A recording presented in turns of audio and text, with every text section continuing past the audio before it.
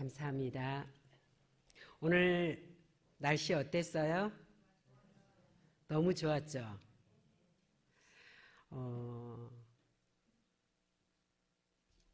곳곳에 가다 보면 또 꽃들이 얼마나 만발하게 피어 있는지 모릅니다. 여러분, 그 꽃들을 보면서 무슨 생각하세요? 아름답구나. 예. 그런데 하나님께서 지으신 것 중에 가장 복되고 아름다운 것이 있으니 하나님의 형상을 닮은 사람이라는 것입니다. 그런데 그 사람이 누구냐면 나라는 거예요. 자신이 없으세요? 그래서 하나님의 형상을 닮은 내가 이제 무엇을 나타내야 되냐면 향기를 나타내야 되잖아요. 오늘 장로님이 꽃을 어디서 받아가지고 왔더라고요. 그래서 곱게 거실에다가 놔뒀더라고요. 저한테 자랑을 하시고 싶었나 봐요. 근데 이제 그 꽃을 제가 딱 보면서 흔한 꽃은 아니었어요. 근데 제가 향기를 맡아보니까 은은하게 향기가 나더라고요. 꽃이 모양이 예뻐서가 아니라 그 향기가 너무 좋아서 참 아름답구나 그런 생각을 했습니다. 근데 제가 여러분들을 오늘 하루 열심히 직장 생활하면서, 그러니까 또 낮에 안 나오시고 이 시간에 나오셨겠죠? 열심히 살아오신 여러분의 모습 속에서 지친 모습이 없고 은혜의 모습이 있단 말입니다. 듣기 좋죠? 한번 옆 사람 얼굴 한번 봐보세요. 어떻게 좋으세요? 예, 우리의 인생이 그래야 된다는 것입니다. 제가 저기 앉아있을 때까지는 괜찮았거든요. 근데 목사님이 딱 여기에 언뜻 보니까 목사님이 계시는 거예요. 그때부터 땀이 나는 거예요. 어찌됐든 하나님이 세우셨고 순종하는 마음으로, 정말 순종하는 마음으로 했습니다. 목사님만큼의 은혜는 안 되겠지만, 그렇지만 이 시간에 하나님의 음성으로 들을 수 있기를 원합니다. 신앙은 자기의 고집과 성품을 죽이며 위로부터 오는 은혜를 받음으로써 자라난다라는 것입니다. 육체가 골고루의 어떤 영양분을 섭취하지 못하면 그 육체는 올바로 자라지를 못합니다. 그래서 움직이지 못하는 사람은 병원에서 영양제라도 투여를 시키면서 그 사람이 살아갈 수 있도록, 어린아이 같은 경우에는 성장할 수 있도록 인위적으로라도 영양분을 공급합니다. 그런데 우리 영혼의 영양분이 무엇이냐면 은혜라는 거예요. 말씀이라는 거예요. 근데 그게 내 안에 없으면 나는 살아가고 있는 듯 하나 실상은 나는 죽어가고 있다라는 것입니다. 그래서 오늘 말씀을 준비를 하면서 다시 한번 내 자신을 점검해 보자. 그래서 하나님 보시기에 합당한 우리의 모습을 갖자라는 것입니다. 하나님의 은혜의 공급은 받아들이는 자의 영적 게으름이나 불신 때문에 지체되는 경우가 많습니다. 내가 천국에 주님께서 열어놓으신 그 천국에 온전하게 들어가기 위해서는 부단한 싸움과 부단한 자기 자신의 노력이 있어야만 가능한 거예요.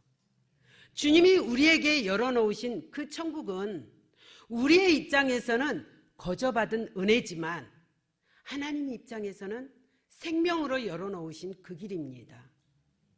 물론 모든 자에게 허락되어진 것이지만, 그러나 누구나 들어갈 수는 없는 곳이 천국입니다. 그 값이 예수님의 하나님의 생명이라는 거예요. 그런데 나는 아무것도 하지 않고 나는 그저 유야무야 살아가면서 세상에 흘러가는 대로 누릴 것 다 누리면서 그렇게 살아가면서 천국의 가장 좋은 자리, 은혜의 자리를 앉기를 원한다면 그건 안 되는 거잖아요. 우리 송미정 집사님이 멘트를 하시기를 가정 예배를 말씀을 하셨습니다. 근데 저도 이제 가정 예배를 시도를 했는데 참 쉽지가 않더라고요. 저의 부끄러운 고백이지만 정말 쉽지가 않아요. 그 가정 예배를 드리기 위해서는요, 정말 가족이 모여야 하고 때로는 시간을 할애해야 하고 내가 깨어있는 의식을 갖지 않으면 안 되는 거예요. 내가 나의 의지와 나의 노력과 나의 시간과 또 식구들을 하나로 모으기 위한 나의 섬기는 그 시간까지도 투자해야만 그 시간을 만들 수 있는 겁니다. 그리고 주어지는 것은 우리 가정을 향한 하나님의 인자와 자비라는 거예요.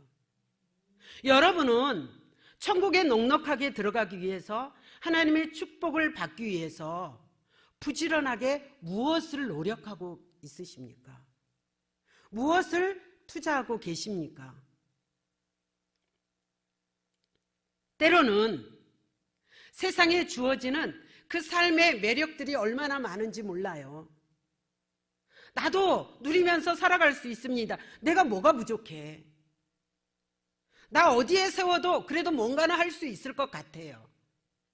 그러나 예수님 때문에 살아가는 이 순례자의 여정 속에서 내가 이 시간에 나와서 하나님 앞에 예배를 드리고, 내가 시간을 내서 하나님 앞에 기도를 하고, 내가 나름 헌신을 해서 나름대로 삶을 살아가는데 내가 만족을 누릴 만큼 내 기준에 삶이 넉넉하더냐라는 거예요. 그러지 못하는 것들이 우리의 삶에는 있습니다. 그럴 때 나는 어떻게 하십니까? 구약의 모든 성경은 하나님의 신실하신 은혜와 인간의 끝없는 불신, 그리고 그로 인해서 이스라엘의 불행이라는 과거의 역사를 쭉 말하고 있어요. 보면서 왜 이렇게 하지? 이스라엘 백성들을 보면서, 자, 애굽에서 출애굽하기 위해서 쉽게 한 거 아니잖아요.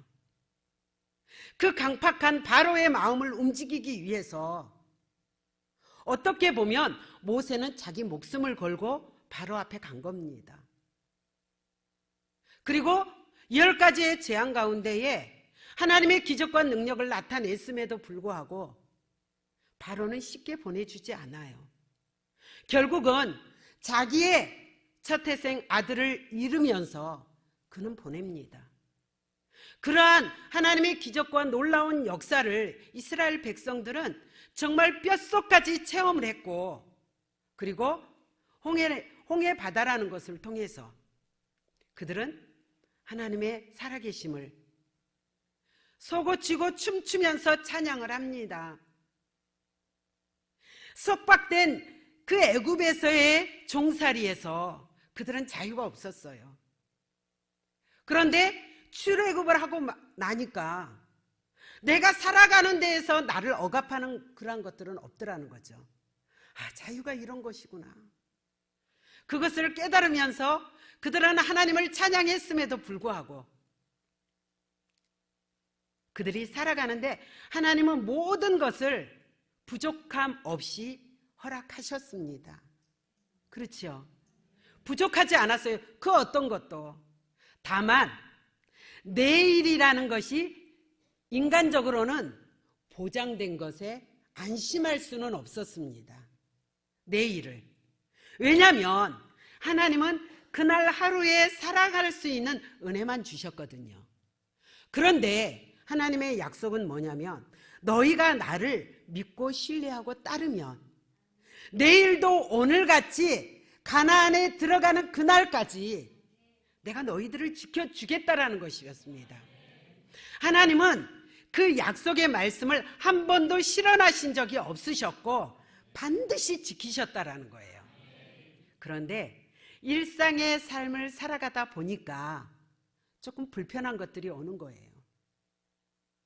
그리고 더위가 오고, 그리고 인간적인 눈으로 보여지는 애굽의 강성함과 주변국의 강성함, 일사불란하게 움직여지는 그러한 것들이 이제 눈에 들어오기 시작합니다.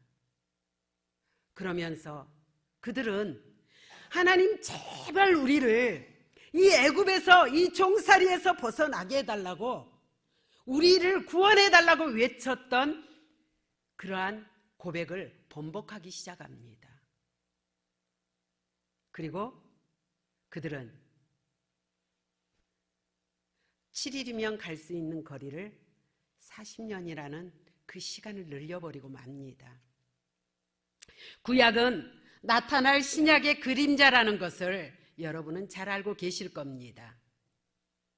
다시 말하면 구약의 말씀은 시대적 역사로 끝나는 것이 아니라 이 시대의 표본으로 보여주셨다라는 것입니다.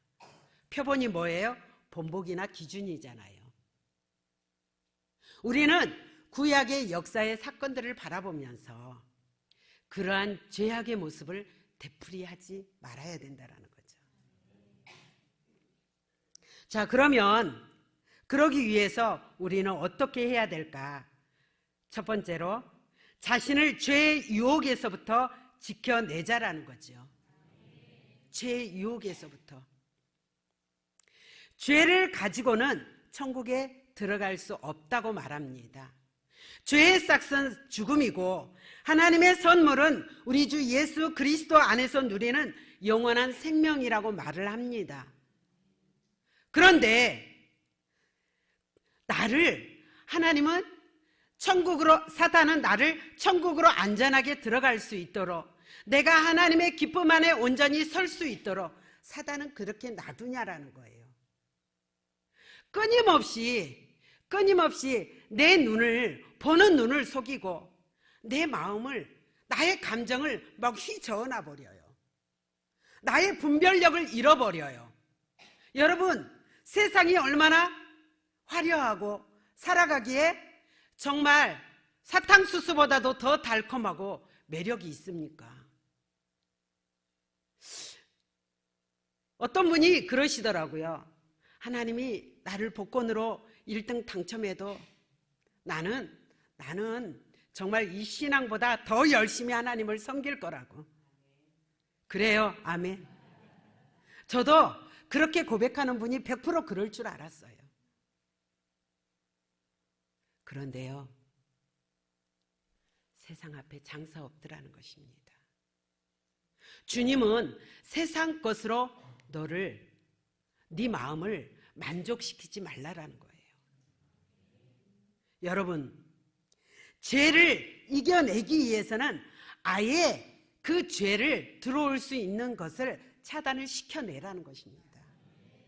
아담은 하나님의 온전한 형상을 닮은 사람으로 지음받았어요. 아예 죄가 없는 사람이었습니다.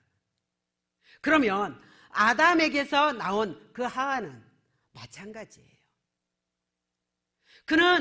그들은 죄를 알지도 못하는 자였다라는 거죠. 그런데 보십시오.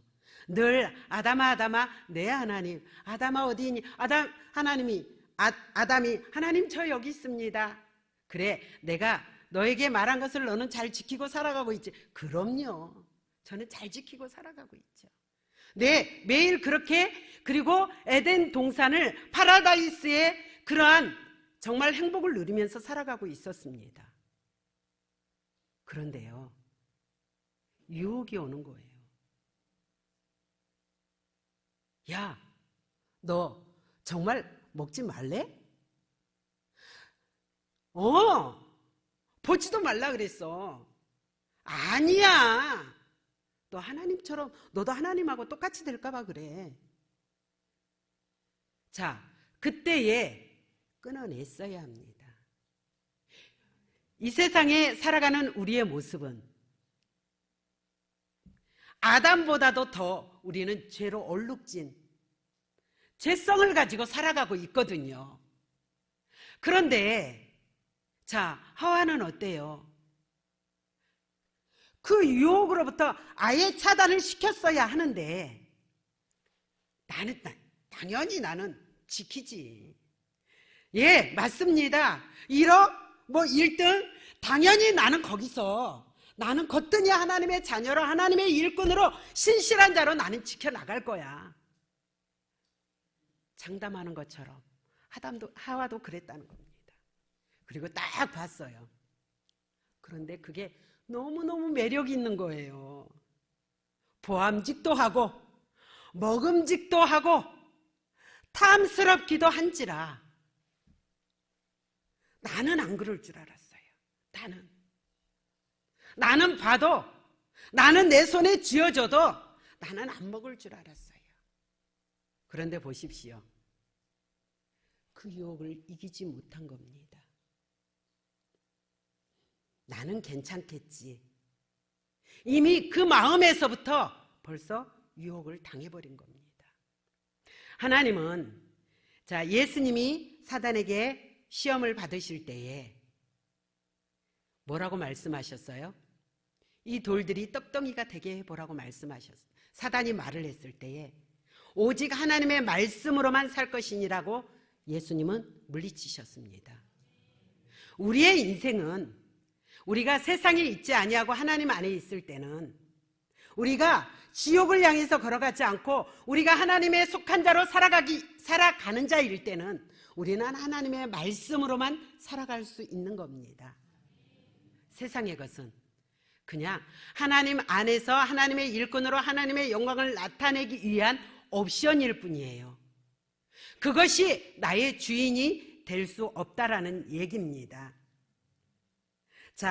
죄가 뭐예요? 하마르티아, 헬라어 하마르티아잖아요. 이게 뭐냐면 표적을 벗어나는 문자적 표현입니다. 그런데 이 죄를 다른 것으로 또 말을 해보자면 하나님의 법에 반대하는 것도 죄라는 거예요. 하나님의 말씀에 반대하는 것, 하나님의 뜻에 반대하는 것, 그리고 하나님의 법을 깨뜨리는 것도 불법이라고 말씀합니다. 여러분, 어때요? 교회 안에서 우리가 때로는 직책과 직분을 가지고 살아갈 때에 늘 하나님이 세우신 자, 또 교회를 중심으로 나는 맞추어 가고 있습니까? 때로는 그것이 나하고 기준이 안 맞을 때가 있어요. 그렇지 않아요? 왜 그렇게 하지? 때로는 구역장님이, 때로는 기관장님이, 선생님이, 어느 때는 목사님이 하시는 그 일들이 그래도 저건 아닌데? 그래서 약간 삐딱하게 나가고 싶은 마음이 들 때도 있을 수 있습니다. 그런데 하나님은 그것도 죄라고 말씀하시는 거예요. 여러분 너무 무거우십니까? 다시 한번 말씀드립니다. 죄를 가지고는 천국에 들어갈 수 없다고 말씀하셨습니다. 그런데 그 죄는, 사단은 나에게 내가 죄악에 잠식당하기 위해서 끊임없이 감정으로, 보는 것으로, 환경으로, 듣는 것으로 나를 유혹하고 있다는 것입니다. 그런데 하나님의 법에, 하나님의 기준에 내가 반대하지 않기 위해서, 내가 그것을 깨뜨리지 않기 위해서 나는 더 근신하고 깨어 있어야 되고 나 자신을 쳐서 복종시켜 나가야 된다는 거예요. 죄의 유혹을 이기려면 어떻게 해야 되느냐? 예수님이 나의 주인이 되시게 해야 합니다. 그런데 끊임없이 그렇잖아요. 내가 주인 되고 싶은 적이 많잖아요. 나는 오늘 너무 피곤해. 우리 권사님 이거 좀 해볼까요? 집사님, 우리 교회를 위해서 이렇게 할까요? 누구를 위해서 이렇게 할까요? 아니야, 나는 지금 바쁩니다. 힘듭니다. 고민의 가치도 없어요. 우리는 하나님의 이름으로 서로가 나누는 그 교제 속에 우리는 더 내 자아를 깨뜨리고 육신적인 자아를 깨뜨리고 몸된 교회를 세워나가기 위해서 우리는 고민하고 노력하고 거기에 맞추어 나가야 된다라는 것입니다. 이스라엘 백성들을 애굽에서 구원하시는 이는 하나님이셨습니다. 그 과정에서 엄청난 하나님의 능력을 그들은 보았고 경험했습니다. 그런데 자그마한 어려움이 올 때에, 고난이 올 때 그들은 하나님을 인정하기보다는 애굽을 돌아봤고, 하나님을 신뢰하기보다는 애굽을 의지했고 그리워했으니 사단이 이 기회를 놓치지 않는 것입니다. 제가 며칠 전에였을 거예요. 동영상을 하나를 보는데, 저는 이제 동물의 왕국을 되게 좋아해요. 거기에서도 이 사슴의 무리가 움직이는데 저 멀리서 사자가 이렇게 웅크리고 지켜보고 있더라고요. 자기의 모습을 내보이지 않고. 근데 자그만한 바스락 소리에 이 사슴들이 깜짝 놀라서 막 튀어가는 거예요. 근데 그 중에 사슴의 새끼 하나가 좀 버거웠던가 보죠. 온전하게 따라가지를 못하는 겁니다. 그리고 조금 떨어져 있었어요. 근데 이 새끼가 이렇게 두리번 하는 거예요. 근데 아무것도 보이지 않아요. 그래도 그 무리가 갔으면, 어미가 갔으면 쫓아갔어야지. 유유히 즐기면서 풀을 뜯고 있는 거예요. 여러분, 그 상황 어떻게 되겠습니까? 기회를 엿보고 있던 그 사자가 쏜살같이 그 사슴의 새끼를 목을 꽉 쥐는데요. 맹수의 습성이 뭐예요? 죽을 때까지는 놓지 않는다는 거예요.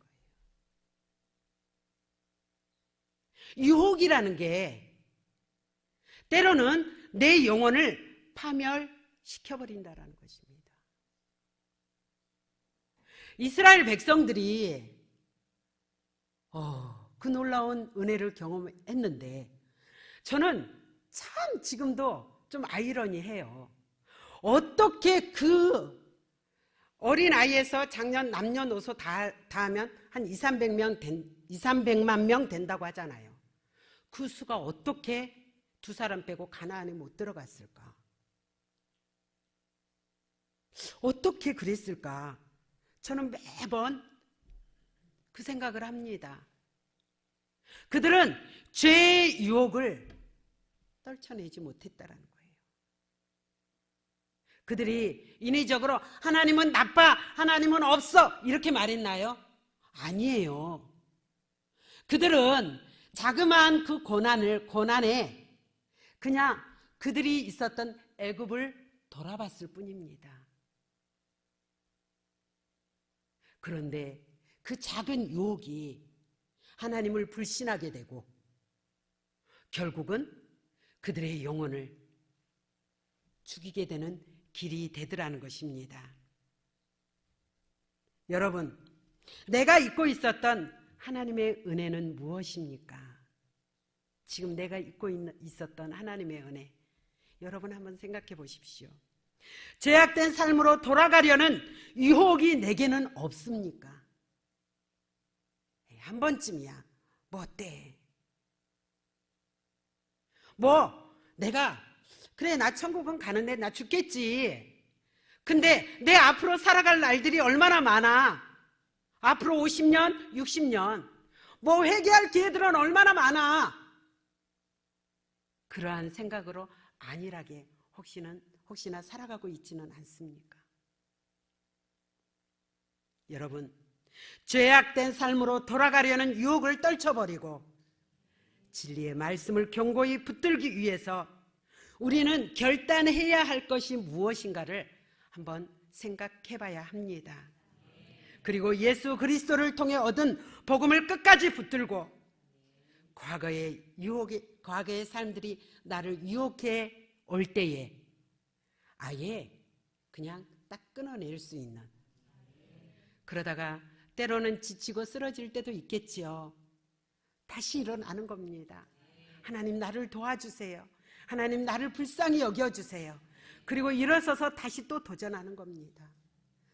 이렇게 도전하며 걸어나가는 그 싸움이 어떻게 보면, 영의 눈을 열어서 보면 그것이 피비린내 나는 싸움일 수 있습니다. 근데 그것이 내가 보이지 않는다고 해서, 내가 느껴지지 않는다고 해서 그 어린 사슴 새끼처럼 유유히 간망하면서 풀을 뜯고 있다면 내 영혼은 사단의 그 이빨에 내 목을 꽉 쥐어버리고 결국은 나는 벗어날 수 없게 된다라는 것입니다. 주님의 음성을 들을 때에 우리는 마음을 완고하게 하지 맙시다. 때로는 곁길로 가다가도 하나님이 말씀하시던 너지 톡톡톡 할 때에 얼른 정신 차리고, 안 돼, 하나님은 먹지 말라 그랬어, 하나님은 보지도 말라 그랬어, 빨리 돌아설 수 있는 사람이 하나님의 생명 안에 들어갈 수 있습니다. 두 번째는 피차 서로 은혜 안에 서 있기 위해서 권면하라는 것입니다. 우리는 이 악한 세대에서 하나님의 나라가 사단에게 잠식당하지 않기 위해 서로 권면하고 서로 붙들어 줄 수 있어야 합니다. 정말 얼마나 매력이 있어요. 돈만 있으면은요 어디든지 갈 수 있어요. 그죠? 뭐 유럽 갈 수 있죠. 돈만 있으면은요, 여러분 주머니에 손 한번 넣어보세요. 뭐가 나와요? 저도 없어요. 그런데 딱 지갑을 꺼냈는데 거기에 지갑 안에 1,000만원짜리 수표, 100만원짜리 수표, 듣기만 해도 좋은가 봐. 거기에 빵빵하게 들어있는 거예요.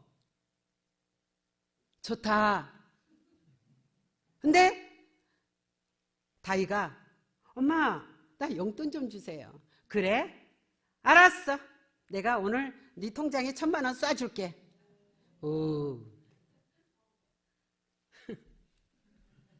매력 있어요, 없어요? 매력 있죠.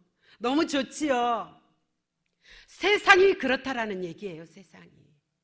세상이 얼마나 화려한 것으로, 얼마나 달콤한 것으로 한 영혼이라도 더 끌어가기 위해서 세상은 이렇게 손짓하고 있습니다. 와라 다오. 자, 이럴 때에 연약한 성도는 스스로 신앙을 지켜나가기가 버거워요. 사단은 우는 사자처럼 삼키고 한 사람이라도 더 이 달콤한 선악을 알게 하는 그 선악과를 따먹게 하려고 몸부림을 치는데, 그래도 어느 정도 서 있는 성도들은 차단을 하고, 그리고 무찌를 수 있는, 때로는 분별력이 있습니다. 그런데 연약한 성도는 어떻게 합니까? 그냥 힘없이 당하는 거예요. 사단은 홀로 서 있는 자들을 집중하여 유혹하며 넘어뜨리기 위하여 우는 사자처럼 삼킬 자를 찾는다고 했습니다. 그럴 때에 앞선 자들은 어떻게 붙들어 주어야 됐느냐라는 거예요. 어떻게?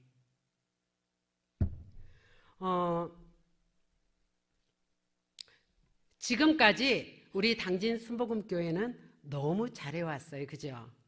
오늘도 새로운 분이 낮에 예배를 드리러 오셨는데 우리 교회가 너무 좋대요. 그분이 하시는 말씀이 뭐라 그러냐면, 이제 이정순 권사님 요양보호사님이셨어요. 그분이 뭐라 그러냐면, 당신이 교회를 정하지 않았다면, 그곳에서 사명으로 감당하지 않았다면 우리 교회에 나오고 싶을 정도로. 아, 여러분 별로 아멘 안 하시네?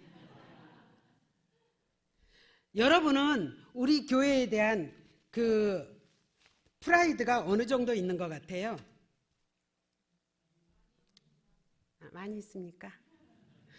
당진 순복음교회도 교회고 감리교회도 교회고 뭐 나는 어디 가든지 나는 내 신앙 지킬 수 있어, 그러십니까? 저는 좀 이 부심이 좀 강해요. 교회에 대한. 물론 제가 다른 교회 내일 가서 다른 교회에서 사역을 하면 그 교회에 대한 저는 부심이 또 강할 겁니다. 그러나 오늘 제가 서 있는 우리 당진 순복음교회에 대한 저는 프라이드가 굉장히 강합니다. 자, 그런데 우리 교회를, 이러한 건강한 교회를 다음 세대에 물려줘야 되잖아요. 그러면 우리의 자녀들에게 우리는 올바로 가르쳐야 합니다. 구역장님들은 구역 식구들에게 올바로 가르쳐야 합니다. 그렇지 않겠어요? 자, 그런데 선생님이, 구역장님이 이렇게 해야 되고, 예배는 잘 드려야 되고, 기도는 열심히 해야 되고, 찬양할 때는 어떻게 해야 되고, 실컷 말씀을 전하고 가르쳤단 말입니다. 그런데 어느 순간 그 구역장님을 봤더니 말하고 전혀 일치가 안 되는 거예요. 예전에 제가 황영기 전사님 계실 때 제가 깜짝 놀란 게 뭐였냐면, 제가 이제 저쪽에 있는데 제가 보는 것을 모르셨을 것 같아요. 근데 이 전사님이 저기 헌금대에서 제 것을 빼서 보시는 거예요. 전사님은 얼마씩 하는지. 그리고 나중에 보니까 그 기준에 맞춰서 하시더라고요. 자, 말로 가르치는 것 되게 중요합니다. 근데 저는 제가 굉장히 두려워하는 것 중에 하나, 그리고 기도할 때마다 제가 놓치지 않고 기도하는 것 중에 하나가 뭐냐면, 하나님, 가르칠 때에 말로만 가르치는 자가 아니라 삶으로 보일 수 있는 자가 되게 하소서. 물론 부족할 겁니다. 실수도 많을 겁니다. 근데 저는 그 기도 항상 합니다. 예전에 우리 아이들이 젖먹이일 때 우리는 중보기도 그 아이들 데리고 와서 했잖아요. 얼마나 열심히 기도하고 손 붙들고 했어요. 그런데 어느 날 보니까 이 아이가, 저는 어린이집 스님한테도 그 전화 받았어요. 이 아이가 가만히 앉아있더니, 성령아 네가 그랬어. 뭐라고 하냐면 앙앙앙앙앙앙앙. 누가 가르쳤어요? 이렇게 기도하라고 가르쳤습니까? 근데 엄마들이 기도하는 모습을 보고 아이들이 그 똑같이 기도하지는 않더라도 흉내를 내더라는 것입니다. 그러면 앞선 자들은 어떻게 해야 되냐면, 구역장님들은 나처럼 하나님의 말씀 구역 공감에서 성경은 이렇고 이렇습니다. 예, 굉장히 좋아요. 능력이 있습니다. 그런데 거기에 덧붙여서 하나가 뭐가 있어야 되냐면, 나처럼 하십시오. 나처럼. 아무도 아멘을 안 하시면 어떡합니까? 사도 바울이 그랬잖아요. 나같이 되기를 원하노라. 목사님도 그러셨잖아요. 나처럼 하기를 원하노라. 예. 여러분, 물론 제가요 어제 중보기도를 나왔는데 구역장님도 나왔어요. 그 구역 식구도 나왔어요. 그런데 중보기도가 끝났는데 구역 식구가 구역장님한테 와서, 구역장님 왜 늦으셨어요? 그러니까 이 구역장님이 뭐라고 나 뭐 때문에 막 핑계를 대는데 결국은 이 말이 안 맞으니까 그 자기 입을 이러더라고요. 무슨 얘기냐면, 다음 세대에게 교회를 물려주기 위해서는 너희들이 우리처럼 해야 돼. 우리처럼 이렇게 기도해야 돼. 이렇게 우리처럼 예배를 드려야 돼. 이렇게 우리처럼 신앙생활을 해야 돼. 우리처럼 이렇게 서로 사랑으로 하나가 되고 겸손해야 돼. 근데 거기에 내 감정이 앞세우고 나의 기준, 나의 주장을 앞세워서 나의 권리를 먼저 교회보다는 앞세워 나갈 때에 우리의 자녀들은 뭐라고 말하는 줄 아세요? 그래도 되나 봐. 그래도. 저는 이제 되게 안타까웠던 부분들 중에 하나가 뭐냐면, 왜 이 많은 숫자들이 가나안에 들어가지 못했을까? 왜? 도대체 왜? 근데 제가 그래서 성경을 말씀을 준비하면서 몇 번을 찾아봤어요. 자, 모세가 하나님의 말씀을 대언할 때에, 그들에게 고난과 어려움이 왔을 때에 10부장도 100부장도 50부장 100부장 1000부장이 있었습니다. 그런데 그 중에서 누구도 여러분 불평하지 마세요, 원망하지 마세요. 지금 모세나 하나님의 말씀을 대언하고 있지 않습니까? 여러분 지금 이 순간에도 하나님의 은혜를 여러분이 지금 받고 있지 않습니까? 하나님의 살아계심을 체험하고 있지 않습니까? 지금 우리는 불평할 때가 아니라 지금 우리는 순종하고 우리는 하나님 앞에 영광을 돌려야 할 때입니다 라고 누구도 말하지 않았더라고요. 딱 말한 두 사람, 이스라엘 백성들이 막 분노하면서 원망하고 불평할 때에 여호수아와 갈렙이 아니라는 거죠.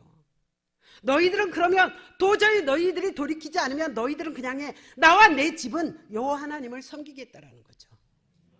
그리고 그들은 구원을 받았습니다. 오늘 이 시대에 우리 교회의 일꾼들이 그래야 된다는 거죠. 때로는 신앙이 연약해서 아니면 연조가 연약해서 그럴 수 있습니다. 힘든데 나 뭐가 마음에 안 들어요 라고 말할 때 거기에 그렇지 집사님, 그래 나도 그렇게 생각해, 왜 그러는지 몰라, 그게 아니라 아니야 집사님, 그럴 때는 더 하나님을 봐야지, 그럴 때 더 기도해야지. 집사님, 하나님이 집사님 편이잖아. 늘 교회에서 가르침 받은 게 우리는 늘 있잖아. 두려워하지 마, 염려하지 마.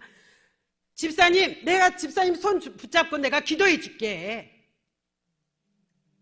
때로는 신앙의 흐트러짐이 있을 때에 그렇게 하는 거 아니야. 나 봐봐, 나. 이렇게 해야 되는 거야. 권면할 수 있는 담력이 있어야 된다는 거죠. 권면한다라는 말은 적극적으로 신앙을 위하여 위로하고 격려하고 구체적으로 신앙의 행동을 어떻게 해야 하는지 가르쳐주고 이끌어주는 것입니다. 권면한다라는 것은. 그런데 오늘 말씀에서는 누구도 권면하는 자가 중간계층에서 없었다라는 얘기예요. 그냥 휩쓸려 가듯이 그냥 다 같이 불평하고 원망하고 마음의 완악함을 가졌다라는 것입니다. 여러분, 때로는 내 감정이 인정받지 못하고 있습니까? 내 말이 앞세우지 못하십니까? 세상에 나의 주장, 나의 자아 가지고는 천국에 들어갈 수 없다라고 말합니다. 끊임없이 내가 죽어지는 훈련, 내가 내려놓을 수 있는 훈련. 저도 그래요. 우리 이한이가 뭐라 그러면 이래요. 저도 그래, 괜찮아 내 이름 드러나지 않으면 어때? 괜찮아 누가 인정해 주지 않으면 어때? 내 말이 어필되지 않으면 어때? 교회가 세워지는 것을, 영혼이 세워지는 것을, 하나님의 영광이 나타나는 것을 우리는 끊임없이 자기를 채근하고 독려하면서 믿음의 아름다운 표본이 될 수 있어야 된다라는 얘기예요. 자, 전도서 4장 12절 한번 보시겠습니다. 전도서 4장 12절.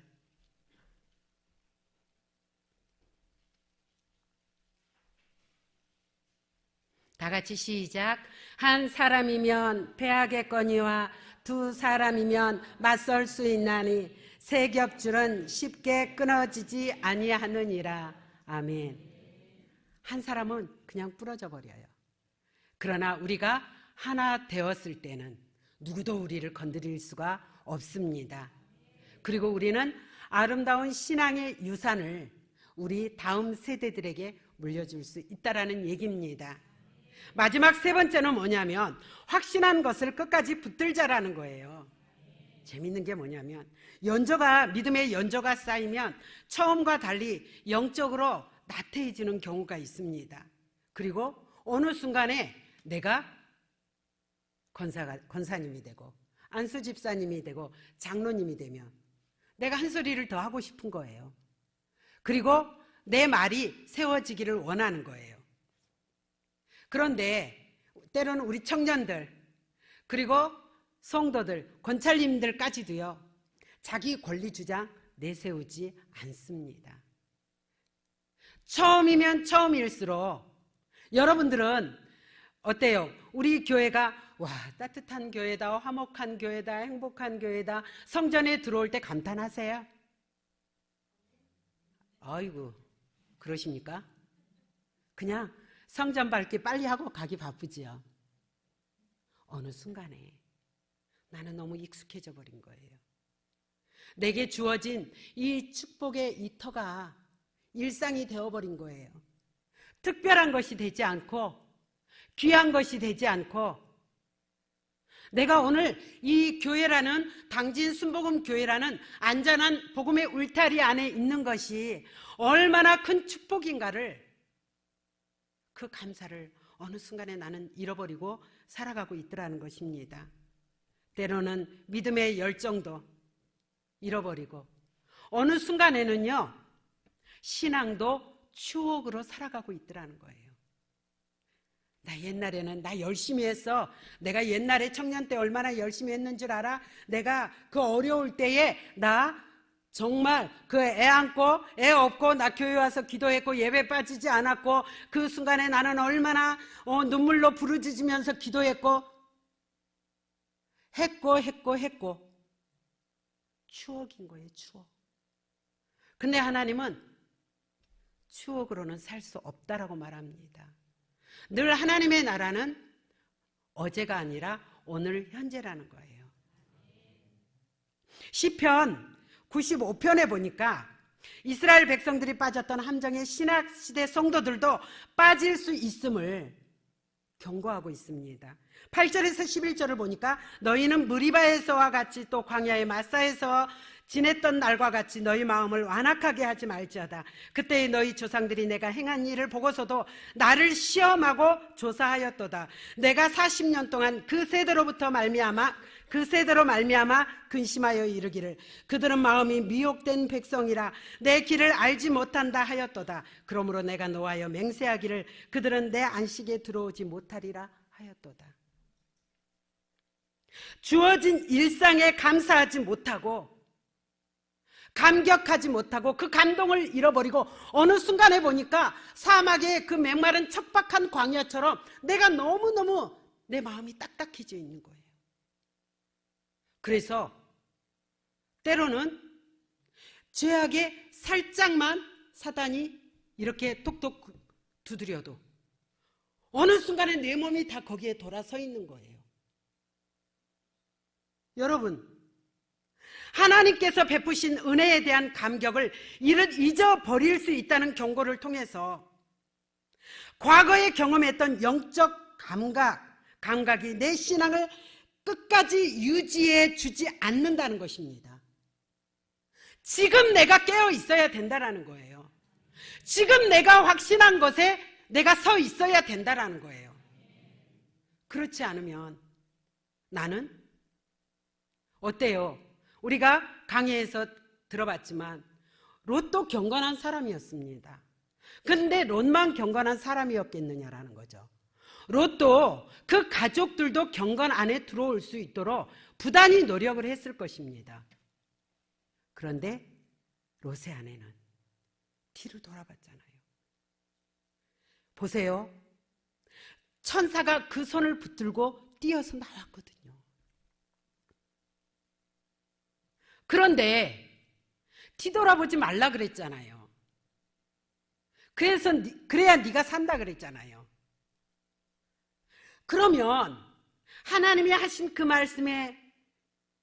말씀을 붙잡고 흔들릴지라도 나만 서 있는 게 아니라 천사가 내 손을 붙잡고 있잖아요. 가족들도 내 손을 아마 붙잡고 있었을 겁니다. 그러면 그냥 흔들리지 않게 아마 수없는 유혹과 미련이 왔을 거예요.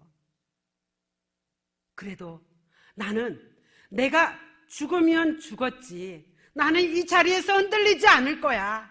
나는 이 자리에서 견고히 서 있을 거야. 내게 주어진 이 축복과 이 은혜의 자리를 나는 놓지 않을 거야. 라고 그는 결단하고 서 있었어야 합니다. 근데 그 서 있는 자리를 너무 쉽게 뒤돌아서 버린 겁니다. 그랬더니 어떻게 됐어요? 가족들은 다 살아서 나왔는데 그만 그 자리에서 소금 기둥이 되어 버렸습니다. 세상으로 돌아가고 싶은 유혹, 때로는 한 번쯤이면 어때? 이거 한 번쯤이면 어때? 내가 내일 잘하면 되잖아. 아마 우리 교회 성도들 모를걸? 우리 목사님 모르실걸? 그럼 아무도 몰라. 꽁대가리처럼 고개 쳐박고 괜찮아. 그런데 그 순간에 주님이 보고 계신다라는 것입니다. 여러분, 이스라엘 백성들이 가나안을 갈망했던 것처럼 천국 들어가셔야죠. 천국 들어가시겠어요? 어떡하죠? 천국 우리 여기 계신 분들 다 봐야죠.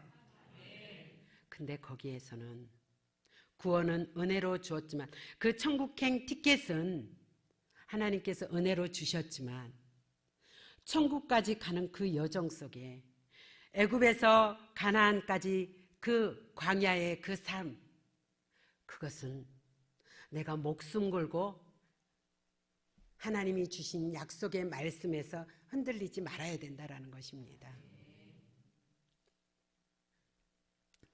이 시대는 내가 근신하여 있지 않고 깨어 있지 않으면 어느 순간에 세상 죄악의 홍수에 밀려오는 물살에 나는 힘없이 죄악에 쓸려가 버립니다.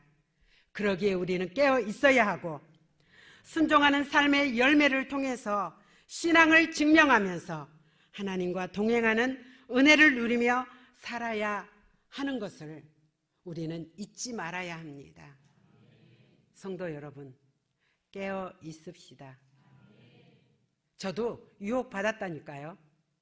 제가 강력하게 예배 전에 목사님 오신 거 저 알고 있었어요. 그럼 당연히 목사님이 쓰셔야지. 난 너무 떨려. 근데 저는 저에게 있는 저만의 순종입니다. 물론 목사님의 말씀이 훨씬 여러분을 소성케 하고 여러분의 영혼에 유익을 줄 겁니다. 근데 뭔가는 하나님이 은혜를 주시겠지. 나는 다만 순종할 뿐이야. 나는 다만. 제가 이 자리에 쉽게 섰겠어요? 저 결코 쉽게 서지 않습니다. 그러니까 저 자신과의 부단한 싸움이에요. 제가 예전에 그랬거든요. 그래서 오늘은 뒤에 앉아 계세요. 예전에는요, 딱 앞에 계시더라니까요. 그래서 제가 목사님께서, 목사님, 혹간에 교회에 계시더라도 예배 나오시지 마세요. 그래서 한동안 목사님 안 나오셨어요. 예. 그 순간에도, 이 순간에도 저는 제 자신과 싸우고 있는 겁니다. 왜? 하나님의 은혜의 자리를 지키기 위해서. 이스라엘 백성들이 겪었던 그 가오를 우리는 되풀이하지 말고, 혹시 그러한 모습에 노출되어 있었거든 다시 얼른 돌이키셔서 깨어있는 모습으로. 그잖아요. 어제 숨쉬고 있는 사람이 오늘 들려오는 소리는 사망하셨습니다. 얼마나 그러한 소리들이 많아요. 그죠? 교통사고, 때로는 그 목사님, 그죠? 2시간 전에도 목사님들과 어울리셨대요. 근데 거기서 떨어지셔서 그 험한 수술을 받으실지 어찌 알으셨겠어요? 인생은 알 수 없습니다. 장담할 수 없습니다. 하나님 앞에 설 때에 부끄럽지 않기 위해 끊임없이 자신을 깨우실 수 있기를 주님의 이름으로 축복합니다. 기도하겠습니다.